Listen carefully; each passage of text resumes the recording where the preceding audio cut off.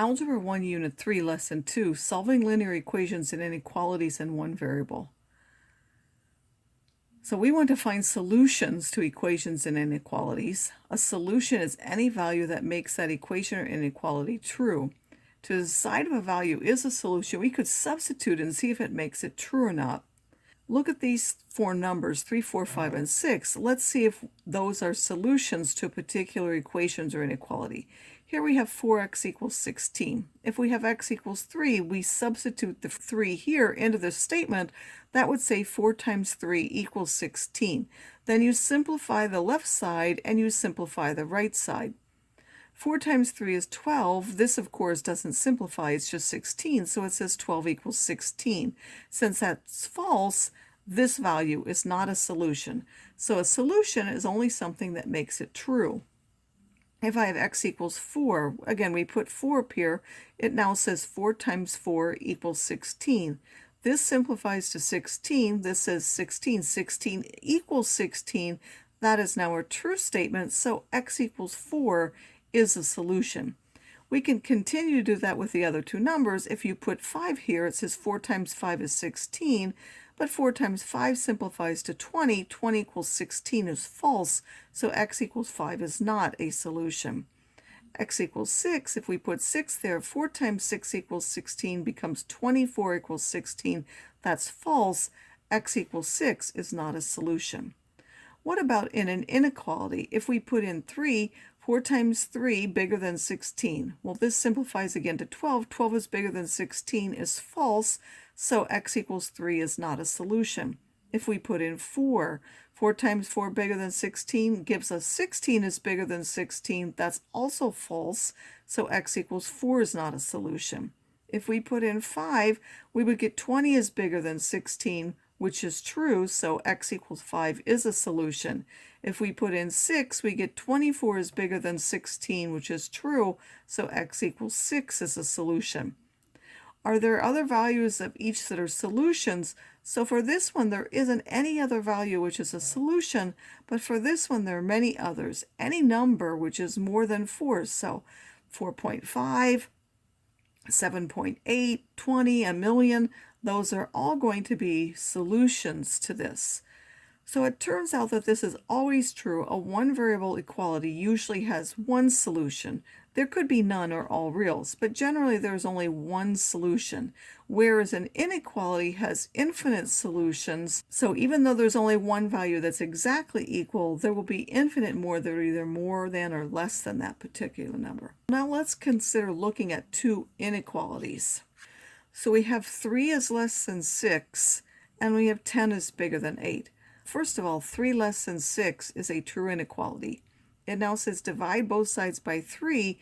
Is that inequality still true? If you divide by 3, you get 1 is less than 2, and that's still true. Suppose you divided both sides by minus 3. So now divide by minus 3. 3 divided by minus 3 is minus 1. 6 divided by minus 3 is minus 2. But now minus 1 less than minus 2 is false. In order to make that true, when we divided by that negative minus 3, we would have to have switched the sign. Instead of a less than, we would have had to make it bigger than, and then that would still be true. Let's look at another inequality. We have 10 is bigger than 8. Suppose we multiply now by positive 2. Is that true? If you multiply this by 2 and this by 2, you get 20 is bigger than 16. That's still true. What happens if you multiply both sides by minus 2? You would get minus 20 bigger than minus 16. That's now false. In order to make this true, you would have to reverse the sign and make it a less than, and then it would be true. So now why do we need to do that? Because when you multiply by a negative, it ends up looking bigger, but a bigger negative is actually smaller. So in order to make it still a true statement when you multiply by a negative, even though it ends up looking bigger, it's actually smaller, so you would have to reverse the sign in order for that to be true. So if it starts off at less than, you would have to change it to bigger than. If it started off with bigger than, you would have to change it to less than. If it was a less than or equal to, you would make it bigger than or equal to, and so on. So now an equivalent equation or inequality has to have the same solutions as the original one did. Our goal when we solve is to get a variable, always to get the variable, the unknown quantity, on a side by itself. So the method that we're going to use is we're going to use inverse operations to undo the operations and give equivalent equations. The inverses are addition and subtraction, so if we had adding, we would undo it by subtracting. If we have subtracting, we undo it by adding. And then multiplication and division are opposites or inverses. If we're given multiplication, we divide. If we're given division, we multiply. There are two principles we're going to use. The first one is for both equations and inequalities. The second one is only for inequalities. Whatever you do to one side, you have to do exactly the same thing to the other side. So if you're going to multiply one side of the equation by 2, you have to multiply the other side of the equation by 2, or the inequality. And that's because in order to keep things balanced, we have to do the same thing to both sides. Principle 2 is this is for inequalities only, and this is relative to what we looked at in the other page at the end, is if you multiply or divide by a negative, in order to make the inequality still equivalent, you have to reverse the signs in order for them to be equivalent. To get rid of a fractional coefficient, instead of, if you're multiplying, instead of dividing by that, you can multiply by a reciprocal. Either one will work though.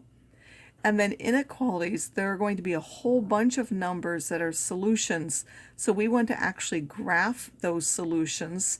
If there's an equals included, meaning we have a less than or equal to or bigger than or equal to, we're going to use a closed or filled in circle.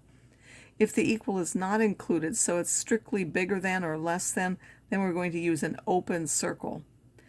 If we have an inequality like this, where we have x is less than k or x is less or equal to k, we'll have a number k, and then we're shading everything to the left of that value.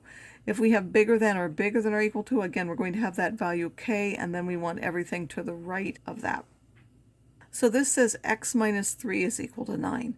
How are we going to solve that algebraically? Well, this, we look at the side with the variable only, assuming that it's only on one side, which we have at the moment. We're going to look at that. This is connected how? By subtraction. So to undo subtraction, we have to add. So we have subtracting 3, we're going to add 3 to both sides. So we have x minus 3 plus 3, and we have 9 plus 3. Well, on this side, minus 3 and plus 3 cancel because those are additive inverses, and on this side, we're just going to get x. And then on this side, we have 9 plus 3 is 12. And if you check, 12 minus 3 is 9. Now I know these you could do in your head. The important point at the moment is not that you get the answer, but that you can write down the steps. So the solution to me is not this, it is the whole process of writing them down, because we need to understand now how mathematical or algebraic processes work, and then we can apply them to other questions where we will not be able to figure out the answer in our head. Minus 8x equals 24.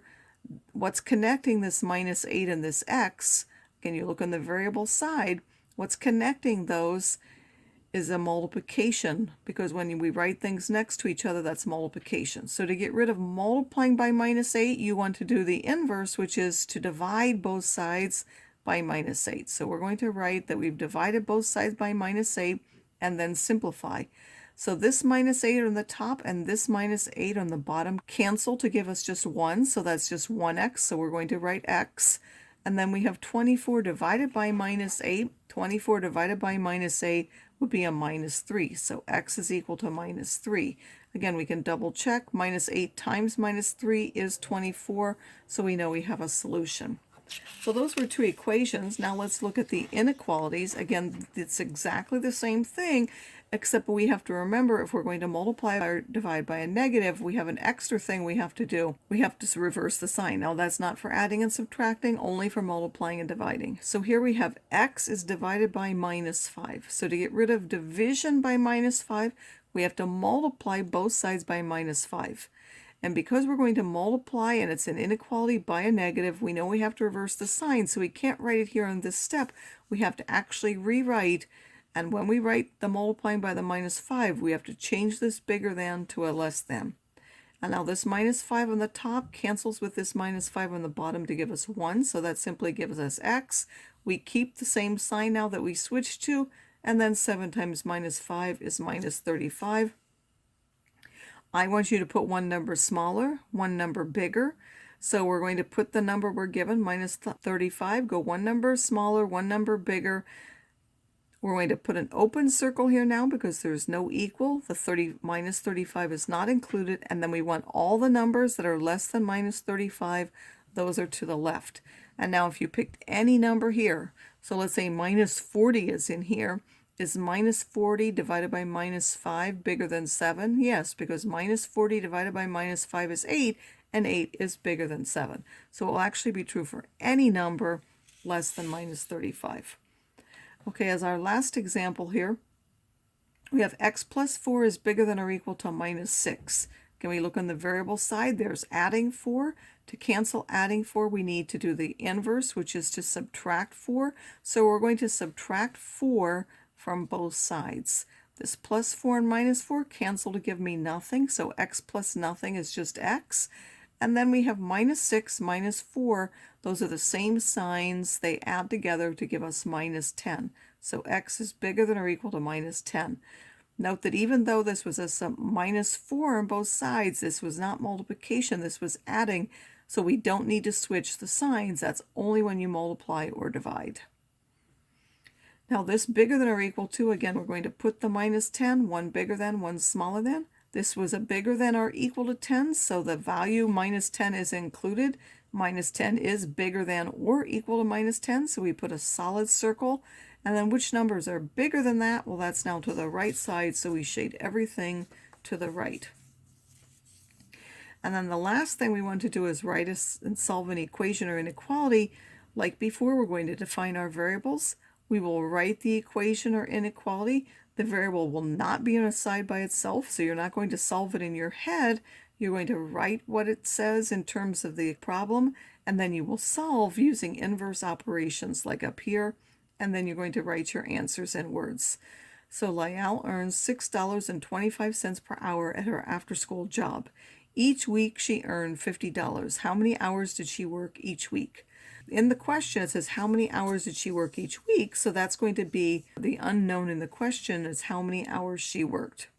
And now you have to look. One thing gave us in terms of hours, and then one gave a final answer. This is going to be one side, and this is going to be another side. So if we only knew this, how much, along with our unknown variable, how much would she earn in that week? Well, we would take this much per hour and multiply by how many hours. So 6.25h is how much she would get in that week. And now we're also told that that's the same thing as $50, so that's the other side. And now we want to solve this. So again, connecting these two is multiplication. So to undo multiplication, we're going to divide both sides by that 6.25. And then if we take 50 divided by 6.25, we get 8. So then we write our answer in words. Lyell worked 8 hours each week.